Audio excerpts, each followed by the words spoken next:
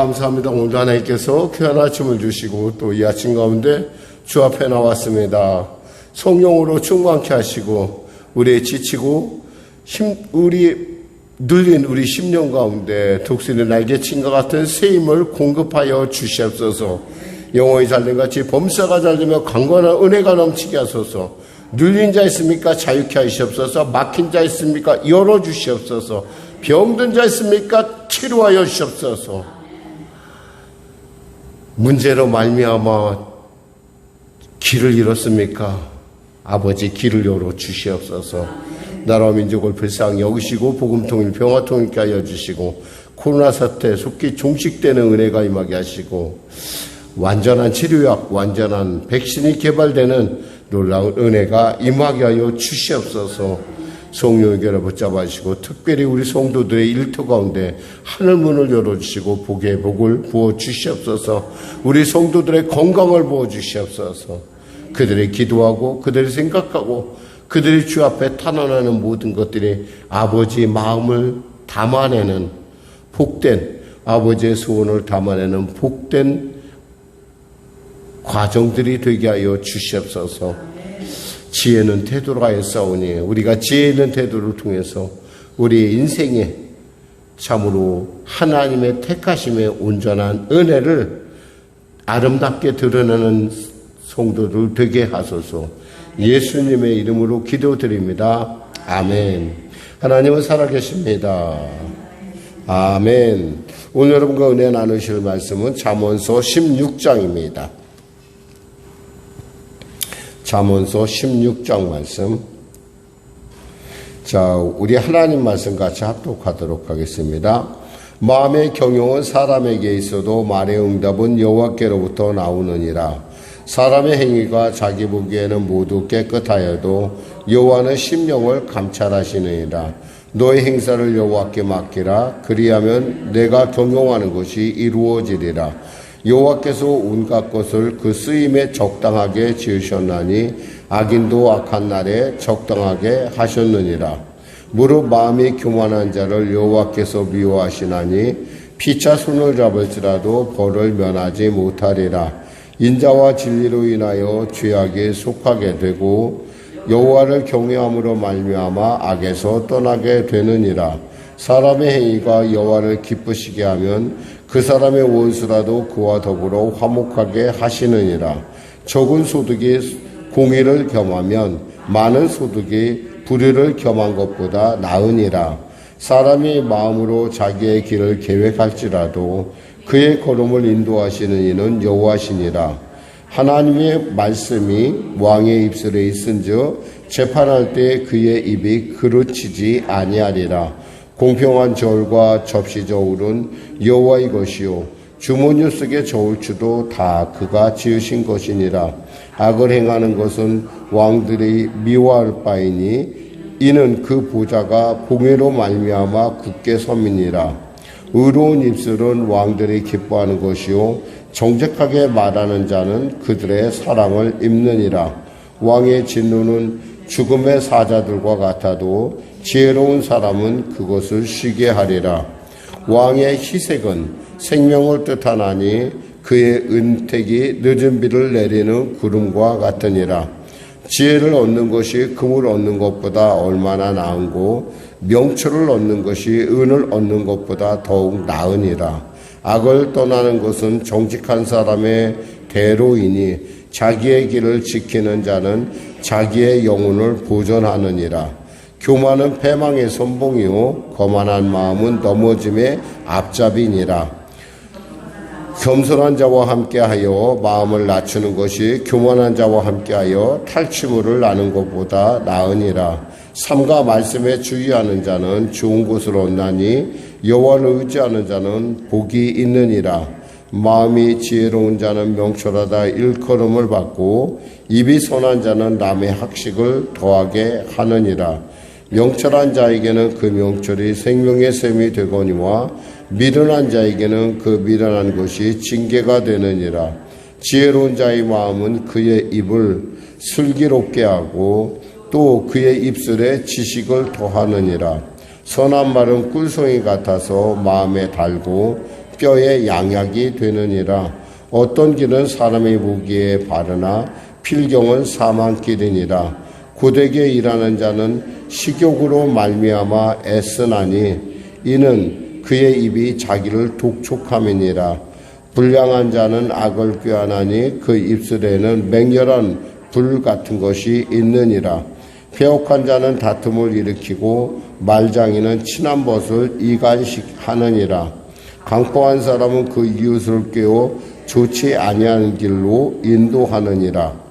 눈짓을 하는 자는 패역한 일을 도모하며 입술을 닫는 자는 악한 일을 이루느니라. 백발은 영화의 면류관이라 공의로운 길에서 얻으리라.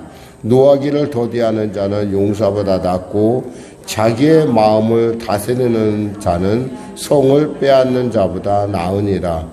제비는 사람이 뽑으나 모든 일을 작정하기에는 여호와께 있느니라. 아멘. 예. 오늘 특별히 우리가 나눌 부분은 마음의 경영이라는 것입니다. 마음의 경영. 그렇죠. 우리 마음을 품는 것. 그러니까 우리 마음을 품고 그것에 따라서 어떻게 해야겠다 계획을 세우는 것은 사람에게 달린 일이죠. 그러나 결국에는 그것이 이루어지느냐 안 이루어지냐는 것은 바로 하나님께 달려있다는 거예요. 그러니까 모든 주권은 하나님께 있는데 우리는 가끔 내 마음대로 할 수 있다고 생각합니다. 결국 우리가 늘 이 말씀을 통해서 이루는 깨닫는 거 뭐냐면 하나님이 여셔야 된다는 거예요. 비록 더딜지라도. 그러니까 사실 요즘은 굉장히 속도감이 중요하잖아요. 그런데 속도감이 중요한 만큼 그만큼 우리가 한 발 한 발 내딛을 때 정말 정확하게 내딛지 않으면 시행착오가 된다는 거예요. 근데 시행착오도 속도감이 있다 보니까 어떻게 돼요? 참 돌이킬 때 굉장히 힘들다는 거예요. 과거에는 모든 일처리나 이 모든 것들이 속도감은 없었어요. 그러니까 지금은 효율성의 시대다 보니까 사람들이 무엇을 소비하는 것도 뭐 가성비를 따지고 특별히 요즘 가성비를 많이 따지죠. 그러니까 뭐 영양가 이런 모든 것들 따져서 요즘 지혜롭게 소비하는 것들을 우리가 볼 수 있는데 그럼에도 불구하고 만약에 방향이 잘못 잡히면 어떻게 돼요? 동쪽에 가 있을 사람이 잘못하면 서쪽으로 가 있는 일이 비일비재하다는 겁니다. 그렇게 되면 그것을 돌이키는 마음이 그만큼 돌이키는 시간이 많이 걸린다는 거예요. 그래서 이왕이면 우리가 늘 언제나 이 새벽에 나와서 기도하고 말씀을 나누는 것도 이왕이면 우리는 뭐예요? 하나님이 정하신 길로 가자 이거예요. 하나님이 정하는 방향으로 가자는 거예요. 이게 잘못되면은 그만큼 속도가 빠른 만큼 아주 순식간에 멀리 가 있어 버려요. 그러면 돌이키기도 쉽지 않고 그럼에도 불구하고 물론 하나님께서 이렇게 합력하여 선을 이루시겠지만 어떤 경우는 일주일에 갈 길을 갔다가 40년을 걸리는 경우도 있다라는 거예요. 그러니까 나중에 두고 보면 그때 그렇게 했으면 될 뻔했는데 참 내가 그때 참 고집을 부리고 그때 그랬다. 조금만 더 참았으면 될 텐데. 가끔 우리 인생에 그러한 시점들이 보일 때가 있어요. 조금 참고 조금 신중했었더라면 좋았을 텐데 내가 너무 감정적으로 충동적으로 내 계획만 생각하고 움직이다 보니까 결국 그러한 길까지 갔구나라는 것을 우리가 알게 되죠. 결국엔 그러한 과정을 통해서 또 이렇게 다행히도 하나님께서 이끌어 가시니까 우리가 이렇게 참 하나님 앞에서 다시금 돌이키고 기도하고 이러한 과정이지 그렇지 않으면 아무것도 정말 어려운 과정일 거예요. 보니까 사람의 행위가 자기 보기에는 모두 깨끗하여도 여호와는 심령을 감찰하시나. 사람의 행위가 보면 대개 사람들은 자기 자신에 대해서 굉장히 관대합니다. 많이 관대해요. 그냥 많이 관대한다니까 아주 관대하죠. 그러나 우리 하나님은 심령을 감찰한다는 것은 마음의 중심을 보신다는 거예요. 늘 언제나 우리의 태도, 우리의 하나님을 경외하는 우리의 어떤 태도, 그리고 하나님 앞에서는 그러한 그 마음가짐을 하나님께서 보시기 때문에 우리의 숨은 의도를 알죠. 대개 이제 우리는 정치인들을 얘기할 때마다 저 사람이 도대체 무엇을 얘기할까? 아마 우리 국민들은 그런데 굉장히 민감한 것 같아요.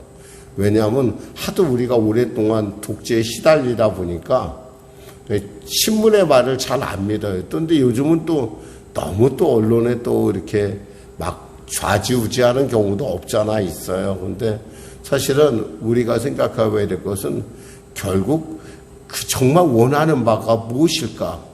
정말 저 사람이 옳다는 게 진짜 옳은 것인가? 아닌가? 라고 하는 부분에 대해서 우리가 정말 하나님이 아니면은 참 분간하기가 어렵다는 거죠. 너의 행사를 여호와께 맡기라. 그리하면 내가 경영하는 것이 이루어지리라. 그러니까 우리 행사를 누구에게 하나님께 맡겨야 된다는 거예요. 궁극적으로 우리가 기도하는 많은 문제들의 대부분은 사실은 왜 우리가 기도하고 우리가 문제시하느냐. 문제라는 것은 대개의 모든 성격을 보면은 우리가 마음대로 할 수 없는, 그러니까 어떤 면에서 우리의 손을 벗어난 것들이에요.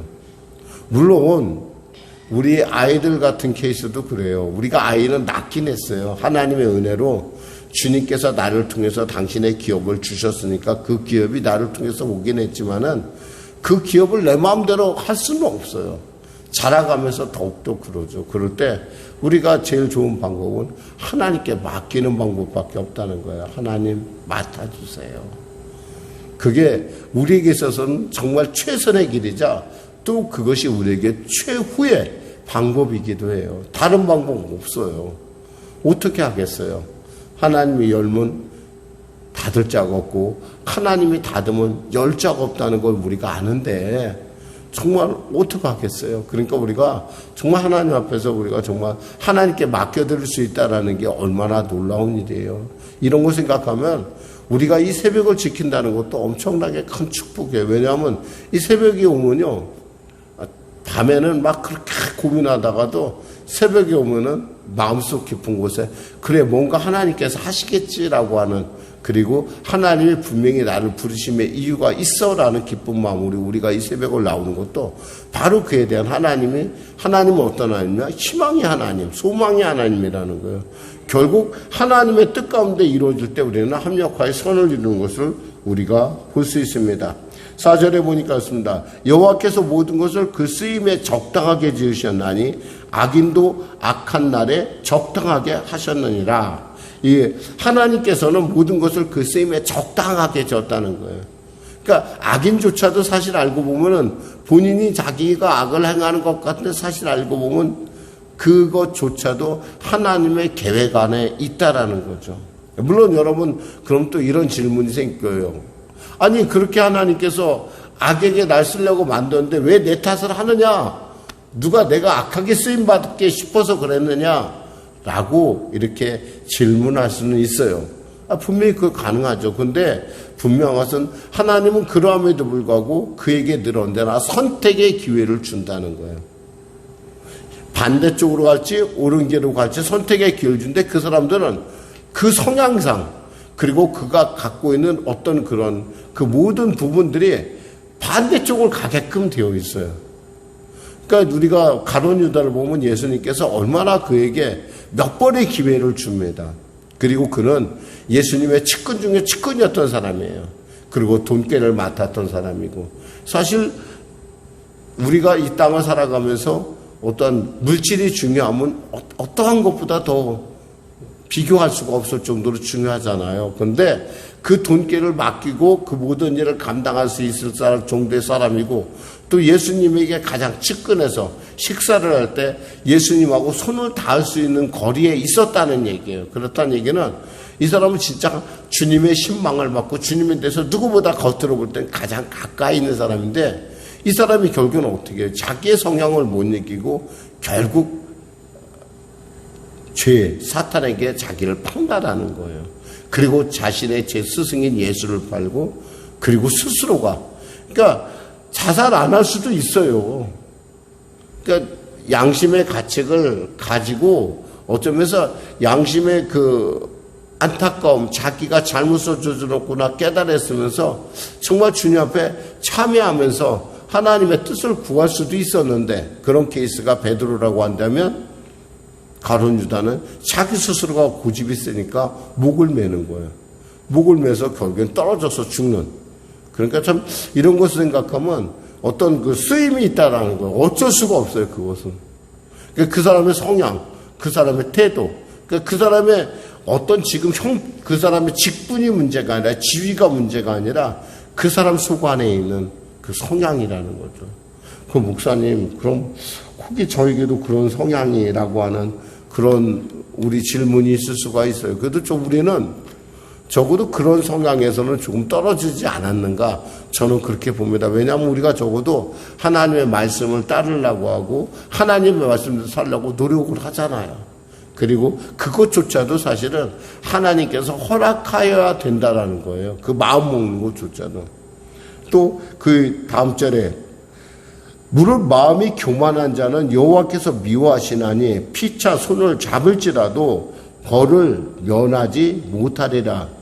이 말씀은 참 애매하긴 해요. 그런데 이 말씀 무슨 말인지 반드시 하나님께서는 교만한 자를 심판한다는 얘기예요.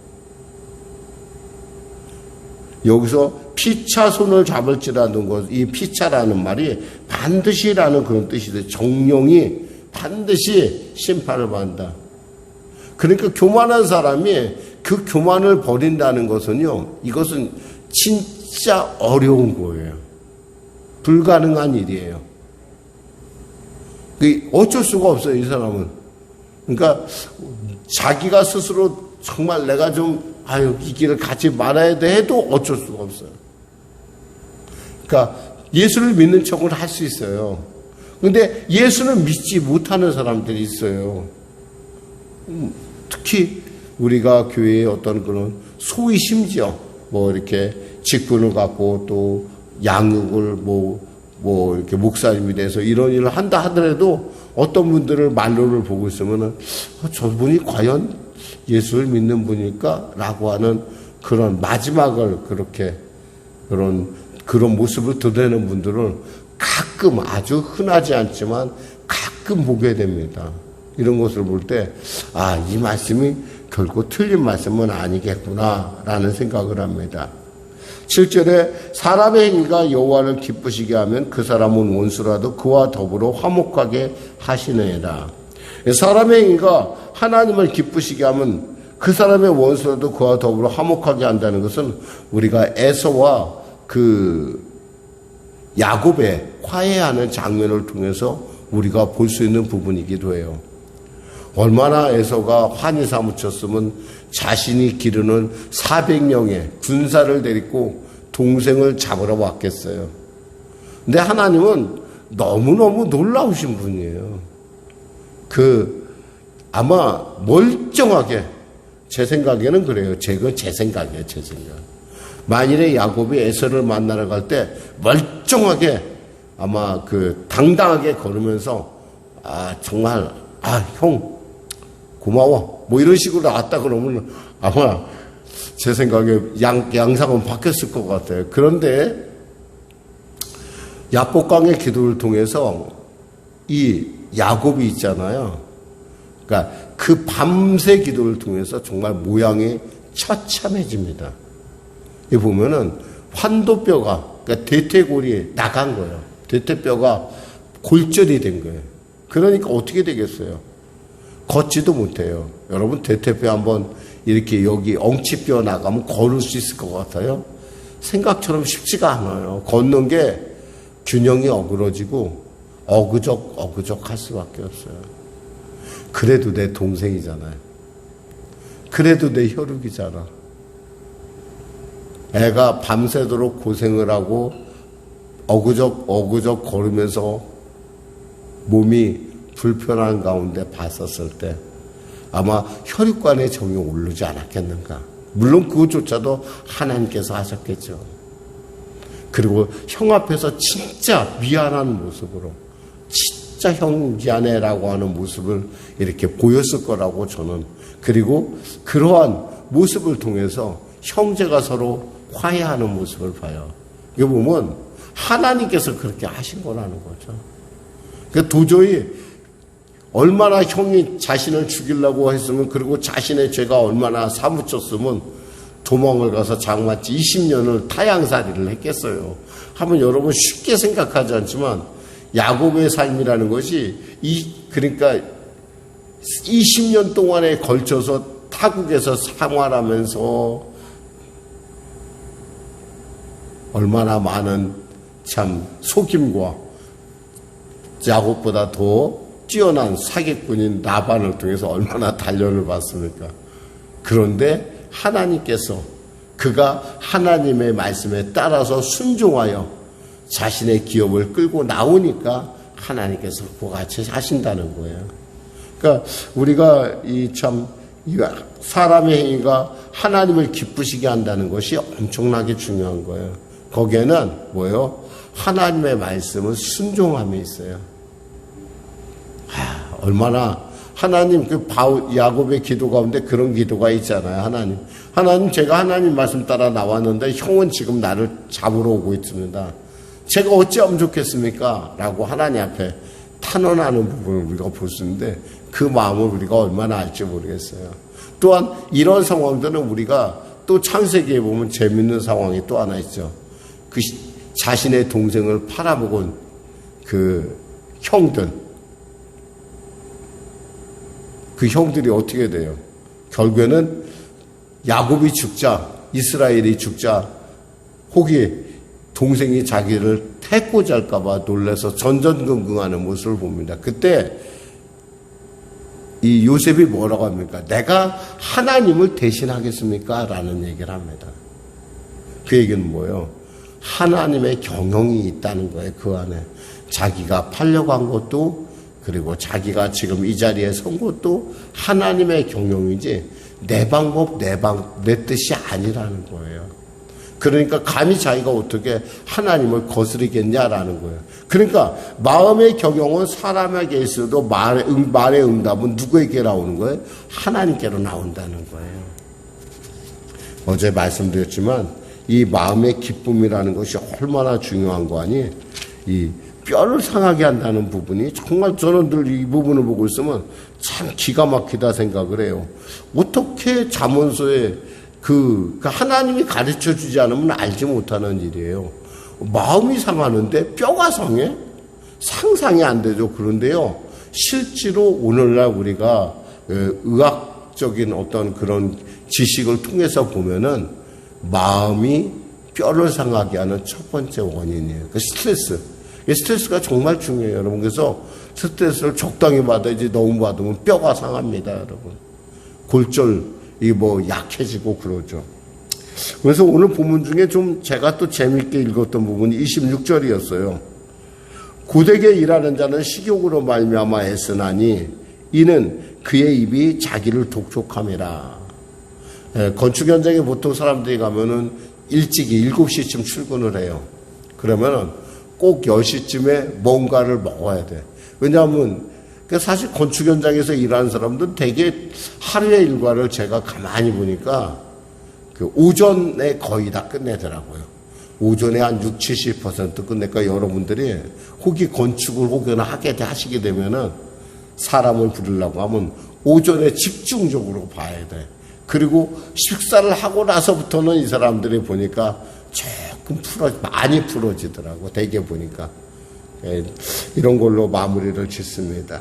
기도하겠습니다. 하나님 감사합니다. 오늘 말씀을 전했습니다. 사랑하는 우리 성령교회 성도들, 오늘도 지혜롭고 복되고 존귀케 하여 주시옵소서.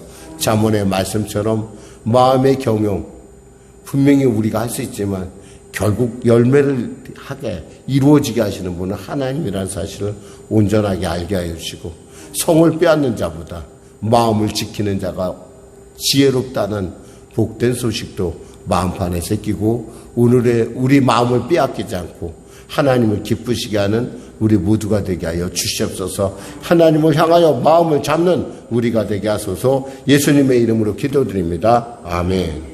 우리 말씀 생각하고 찬양 드리겠습니다. 438장입니다.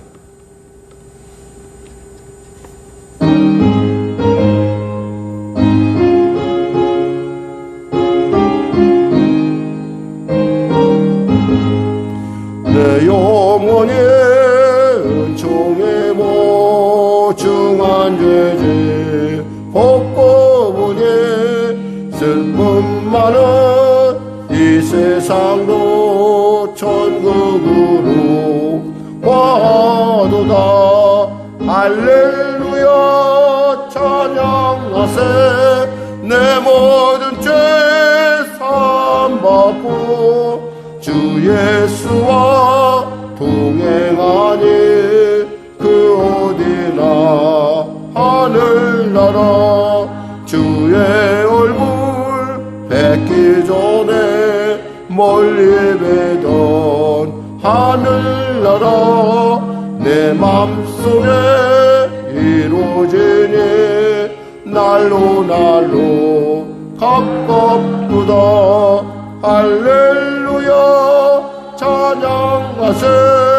내 모든 죄 사함받고 주 예수와 동행하니 그 어디나 하늘나라 높은 산에 거친 들이 조막이나 궁궐이나 내 주 예수 무신 곳이 그 어디나 하늘나라 할렐루야 찬양하세. 내 모든 죄 사함받고 주 예수와 동행하니 그 어디나 하늘나라. 하늘에 계신 우리 아버지의 이름을 거룩하게 하시며 아버지의 나라가 오게 하시며 아버지의 뜻이 하늘에서와 같이 땅에서도 이루어지게 하소서.